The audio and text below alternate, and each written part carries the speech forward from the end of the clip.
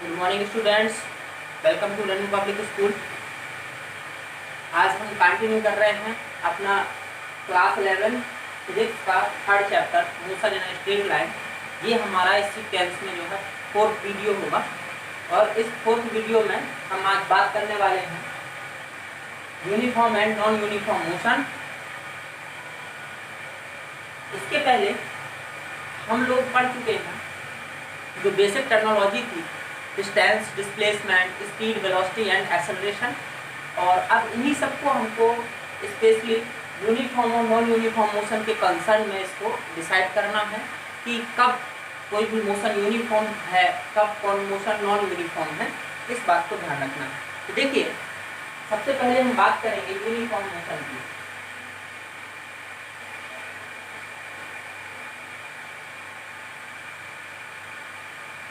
देखिए, जब हम डिस्टेंस, डिस्प्लेसमेंट, स्पीड, वेलोसिटी की बात कर रहे थे तो हम बार बार ये कह रहे थे कि स्पीड क्या होता है, rate of change of distance, और वेलोसिटी क्या होता है, rate of change of displacement with respect to time. तो कहीं ना कहीं यूनिफॉर्म और नॉन यूनिफॉर्म मोशन को जो डिसाइड करता है वो टाइम डिसाइड करता है। और कौन डिसाइड करता है? डिस्टेंस कवर्ड और डिस्प्लेसमेंट ड्यूरिंग मोशन, ये दोनों डिसाइड करते हैं। तो यूनिफॉर्म मोशन क्या होता है? जब इक्वल टाइम इंटरवल में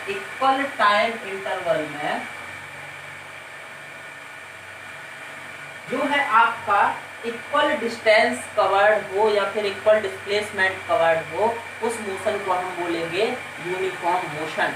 तो हम ये कह सकते हैं a motion is said to be uniform if distance covered is equal in equal time slots or in equal time intervals। समझिएगा बात को। कैसे कि मान लीजिए कोई ऑब्जेक्ट आपका मूव कर रहा है पॉइंट ए से पॉइंट बी की साइड, बी की तरफ मूव कर रहा है, और हमने टाइम स्लॉट एक एक सेकेंड का बना लिया है। 1 second, then 2 second, 3 second, 4 second, 5 second and then 6 second. ये टाइम है और हमारे टाइम इंटरवल जो है कितने कितने सेकेंड के हैं। ड्यूरेशन जो इंटरवल का है वो 1 सेकेंड का है। इसका मतलब इक्वल टाइम स्लॉट में हमने इस मोशन को डिवाइड कर लिया है। और जो distance covered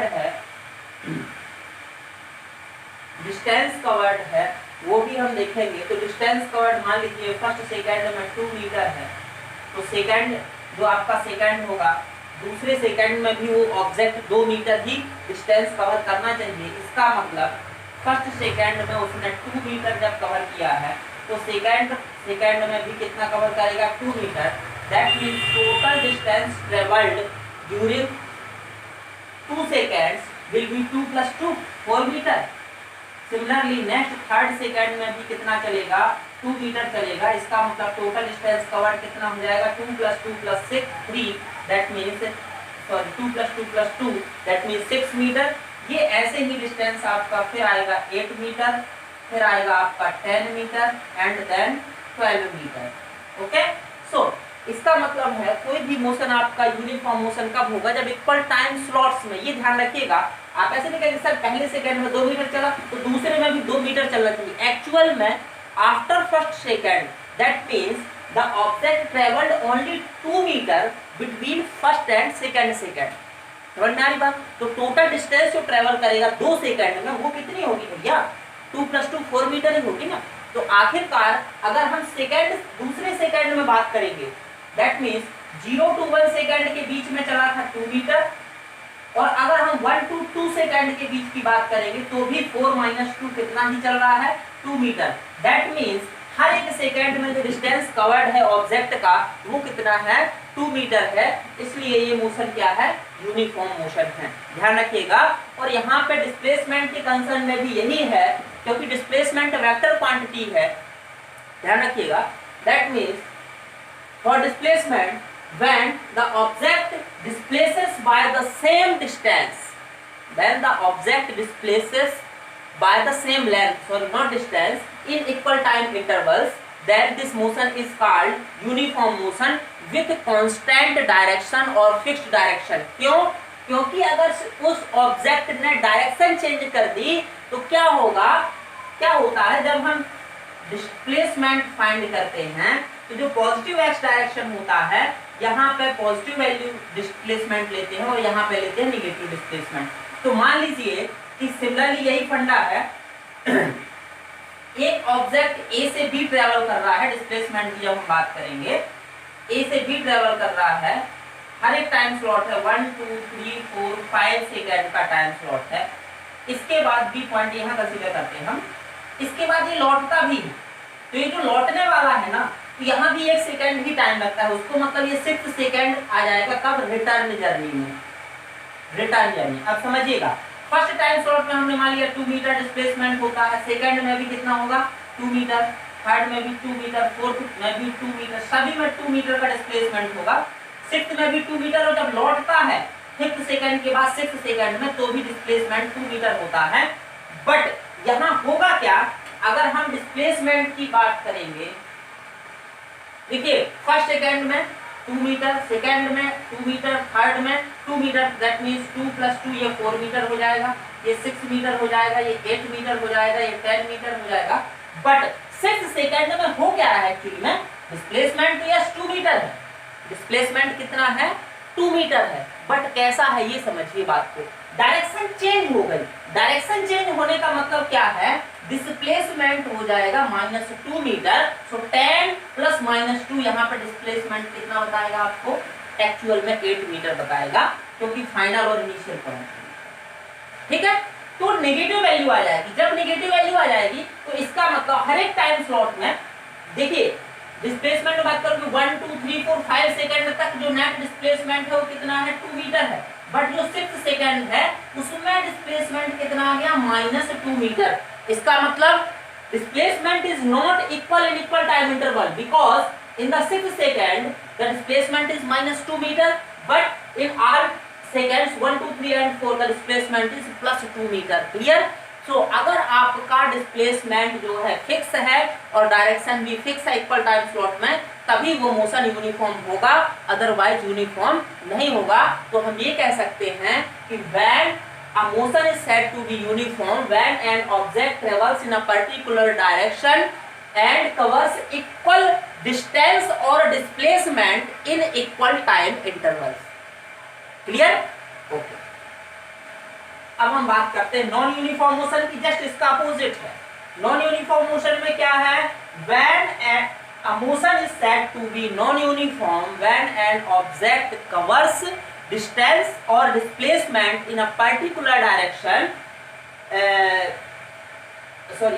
the displacement or distance covered in a particular direction is not equal in equal time slots। मतलब टाइम स्लॉट आपने बराबर बराबर के बांट रखे हैं, लेकिन उसमें जो डिस्टेंस या फिर डिस्प्लेसमेंट कवर्ड है वो कैसा है, इक्वल नहीं है।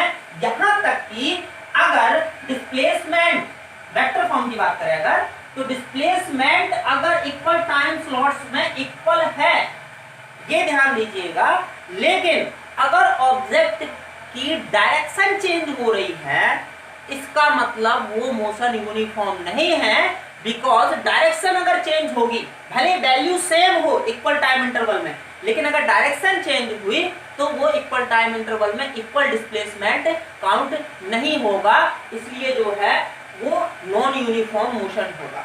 क्लियर। हम बात एग्जांपल से बात करते हैं,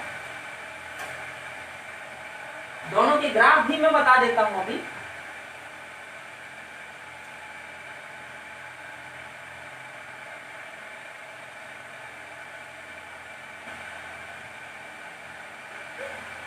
non uniform motion, non uniform motion इसका मतलब क्या है, डिस्टेंस और डिस्प्लेसमेंट और डायरेक्शन इज नॉट फिक्स्ड और same in equal time intervals, then this motion is called non-uniform motion। Okay, तो देखिए एक्चुअली मैं यहाँ पे ग्राफ आपको इसलिए नहीं बता रहा हूँ बेटा, क्योंकि हमको अभी पूरा डिटेल में ग्राफ पढ़ना है, तो वहाँ पे हम सारे ग्राफ का जो भी डिस्क्रिप्शन होंगे, जितने भी टाइप के ग्राफ है, वैरायटी है, वो सारे ग्राफ में वहाँ पे पढ़ा दूंगा, वहाँ पर यहाँ परेशान होने की जरूरत नहीं है। Okay, so non uniform motion में क्या हुआ, अब समझिएगा बात को। अब हम यूनिफॉर्म और नॉन यूनिफॉर्म मोशन में बात करते हैं कि अगर डायरेक्शन भी चेंज हो रही है ऑब्जेक्ट की तो वो मोशन नॉन यूनिफॉर्म है, ये आपको याद रखना है। क्लियर? अगर डायरेक्शन और length covered equal time slot में इक्वल है, इसका मतलब वो लेंथ यूनिफॉर्म है, otherwise the motion is non uniform. Clear? Okay, अब हम थोड़ा सा बात कर लेते हैं स्पीड की।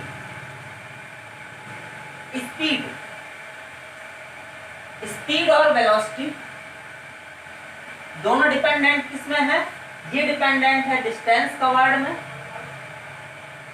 वेलोसिटी डिपेंडेंट है डिस्प्लेसमेंट कवर्ड में। ओके, स्पीड इक्वल्स टू क्या होता है, एक्चुअल में वेलोसिटी स्पीड के इक्वल हो सकती है, मैंने आपको बताया था। जब स्पीड में डायरेक्शन जुड़ जाएगा तो वो क्या बन जाएगा, वेलोसिटी। अदरवाइज दोनों का मैग्नीट्यूड क्या रहेगा, अगर बिना डायरेक्शन की हम बात करेंगे, सिर्फ मैग्नीट्यूड की बात करेंगे, तो दोनों का मैग्नीट्यूड सेम भी हो सकता है अगर हम एक ही टाइप के मोशन की बात कर रहे हैं या एक ऑब्जेक्ट के मोशन की बात कर रहे हैं। ओके, तो यहाँ पे आपको पता है कि अगर डिस्टेंस या फिर डिस्प्लेसमेंट का इंडिकेशन एक्स से है, इससे एक्स से, और x क्या होता है, डिस्टेंस या फिर डिस्प्लेसमेंट किसके अकॉर्डिंग वेरी करता है, तो हमको पता है टाइम के अकॉर्डिंग वेरी करता है। किसके अकॉर्डिंग वेरी करता है, टाइम के according. That means x is the function of time. x किसका फंक्शन होगा, टाइम का। तो जब हम इसको पॉलिनोमियल फॉर्म में डिस्प्लेसमेंट या फिर डिस्टेंस को रिप्रेजेंट करेंगे तब हमको वैल्यू फाइंड करनी रहती है, क्योंकि स्पीड, वेलोसिटी, और यहाँ पे मैं एक और बात लिख देता हूँ, एक्सेलरेशन। ओके, तो स्पीड की जब हमको वैल्यू फाइंड करनी है और डिस्प्लेस x ऐसा दिया है, फंक्शन ऑफ टाइम, कहने का मतलब ऐसा है, x ऐसा दिया है, x इज द डिस्टेंस और displacement covered by the object during time t, कैसा दिया है, 5t² + 3t + 2, ऐसा दिया है, मतलब टाइम के फंक्शन में दिया है, मतलब जो पॉलिनोमियल है वो टाइम के रिस्पेक्ट में बनाई जा रही है, बन रही है। क्लियर? या फिर ऐसा दिया हो और at², at³ कुछ भी हो सकता है, at⁴n ले लो, प्लस b⁶ प्लस z, बस समझ में। तो ये अगर फंक्शन के फॉर्म में दिया है, x के फंक्शन के फॉर्म में, तब हमको स्पीड निकालनी रहती है। तो स्पीड कैसे निकालेंगे भैया, स्पीड क्या होता है, rate of change of distance. तो ये डिस्टेंस या फिर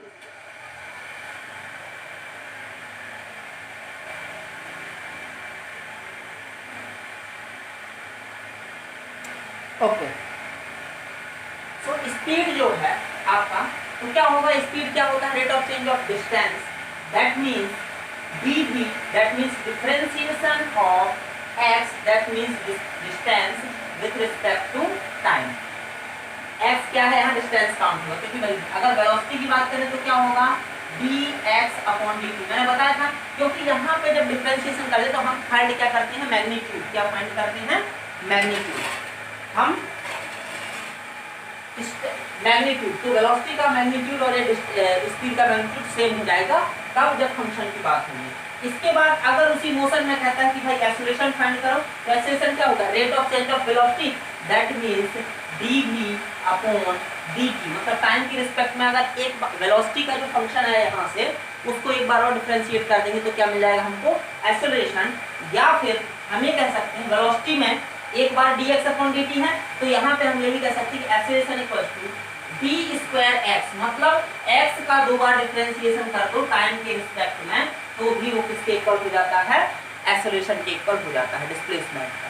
क्लियर? तो ये बात हमको याद रखनी है। अब बात करेंगे यूनिफॉर्म स्पीड की, तो भैया यूनिफॉर्म स्पीड क्या होता है, कुछ नहीं है, सिंपल है।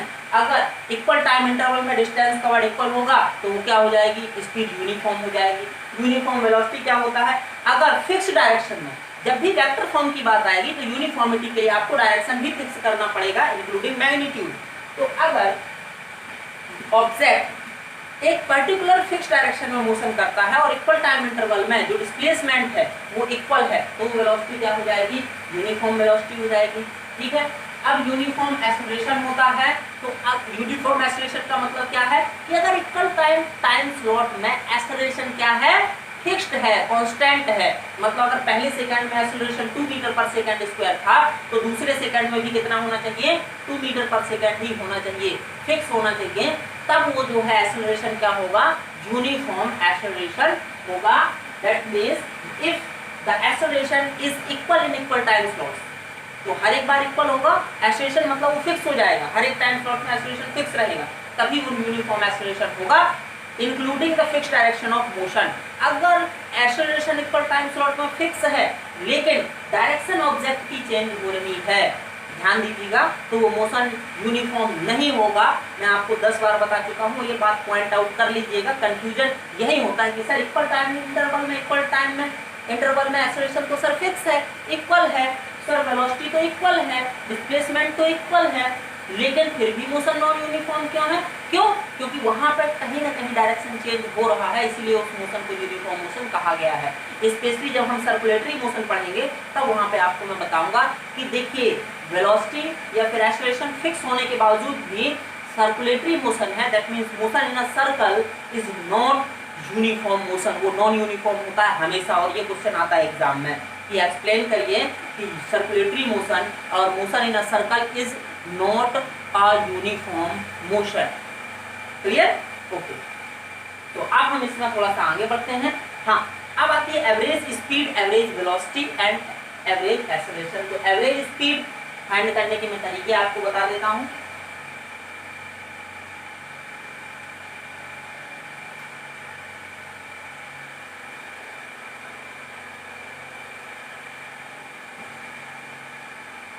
अब हम यहीं पे बात कर लेते थोड़ा सा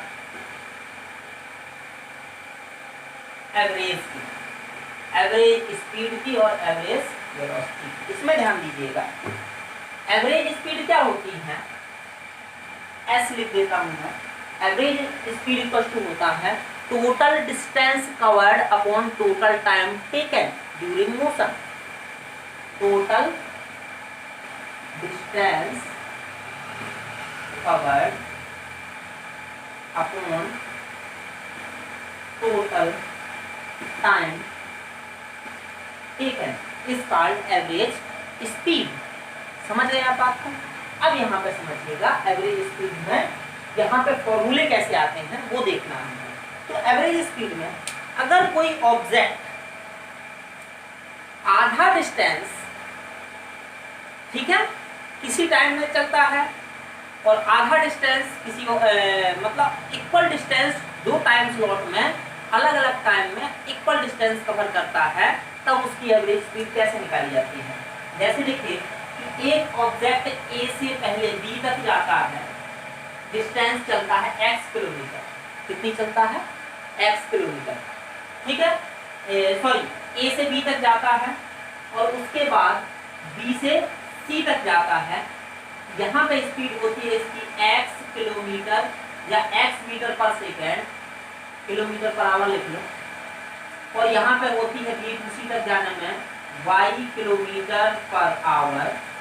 ओके, और a से b की जो लेंथ है मतलब डिस्टेंस है is equals to b to c। सीधे कहने का मतलब ये है बेटा मेरा कि अगर कोई भी ऑब्जेक्ट जर्नी स्टार्ट करता है और इक्वल लेंथ, ये लेंथ क्या है, बराबर है, या फिर ये जो डिस्टेंस है इक्वल लेंथ कवर करता है अलग अलग स्पीड से, तब एवरेज स्पीड जो है क्या होती है 2xy। दैट मीन्स एक पहली लेंथ जो कवर करेंगे जिस स्पीड से इनटू सेकंड लेंथ जो कवर करेंगे अपॉन x प्लस y। ये ध्यान दीजिएगा, ये इंपॉर्टेंट है। चाहे ऐसा हो आप घर जा रहे हैं किसी स्पीड से, घर से स्कूल जा रहे हैं किसी स्पीड से, पर्टिकुलर स्पीड मान लीजिए वो x है, और स्कूल से घर आ रहे हैं किस स्पीड से, y से। समझ गए? तो कुछ भी टाइम लगता है कोई फर्क नहीं पड़ता। अगर आपको डायरेक्ट कहता है एवरेज स्पीड फाइंड करिए तो आपको क्या करना है कि देखिए घर से स्कूल जाना और स्कूल से घर आना, लेंथ फिक्स हो गई, लेंथ सेम हो गई, इसका मतलब आपको ये वाला फॉर्मूला लगाना है average speed during the journey will be equal to 2xy upon x plus y। अगर ऐसा क्वेश्चन आता है कि भैया एक लेंथ है जिसमें आधी लेंथ जो है कवर करता है x स्पीड से और आधी y स्पीड से, तो उस लेंथ का आधा तो दोनों बराबर हो गया ना, आधा पार्ट क्या हो गया, दोनों का बराबर हो गया, तो क्या आ जाएगा 2xy upon x plus Y. अगर वो कहता है एक यहाँ से वहाँ जाता है, इस स्पीड से वापस आता है इस स्पीड से, तब आपको समझ जाना कि यहाँ से वहाँ, वहाँ से यहाँ, लेंथ दोनों की बराबर हो गई। तो जब डिस्टेंस बराबर हो गई आना और जाने की, इसका मतलब यही फॉर्मूला लगना है। अब देखिएगा अगर 3 बार आ जाए,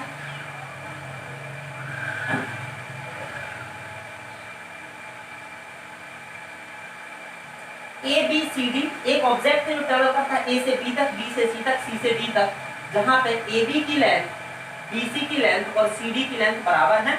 ए से बी में जाता है x kilometre per hour speed है, बी से सी में है y किलोमीटर पर आवर और सी से डी में है z किलोमीटर पर आवर या मीटर पर सेकंड, कुछ भी ले लिया। तो कहेगा फाइंड एवरेज स्पीड।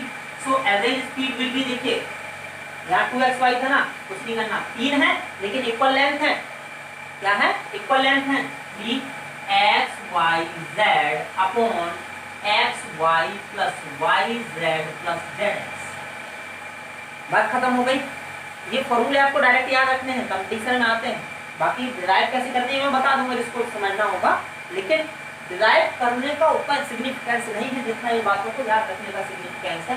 ये ध्यान रखिएगा। तो आपको बात समझ में आ गई कि अगर वो कहे भैया एक लेंथ है, एक आदमी दौड़ता हुआ जाता है, पहले 1/3 जो है इतने में कवर करता है, उस लेंथ को 3 इक्वल पार्ट्स में डिवाइड किया गया है, उसमें से एक लेंथ को इतनी स्पीड से कवर करता है, उसके बाद वाली लेंथ को इतनी स्पीड से कवर करता है, x से कवर करता है पहले, दूसरे को y से और तीसरे को z से।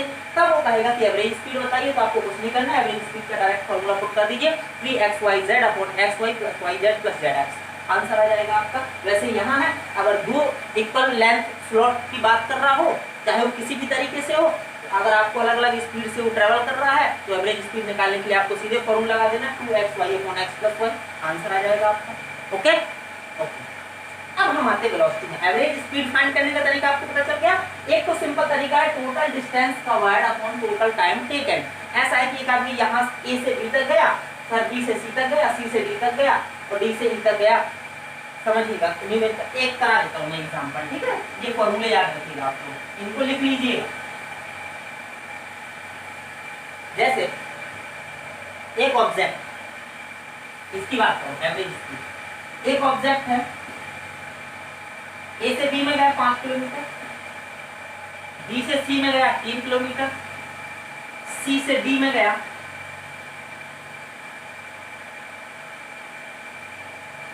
1 किलोमीटर। हर यहाँ पे टाइम कितना लग रहा है? 3 सेकेंड।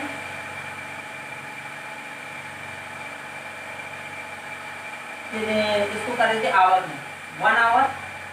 यहाँ पे लग रहा है 2 आवर और यहाँ पे लग रहा है 3 आवर, ठीक है? तब कह रहा है कि इसकी एवरेज स्पीड बताइए।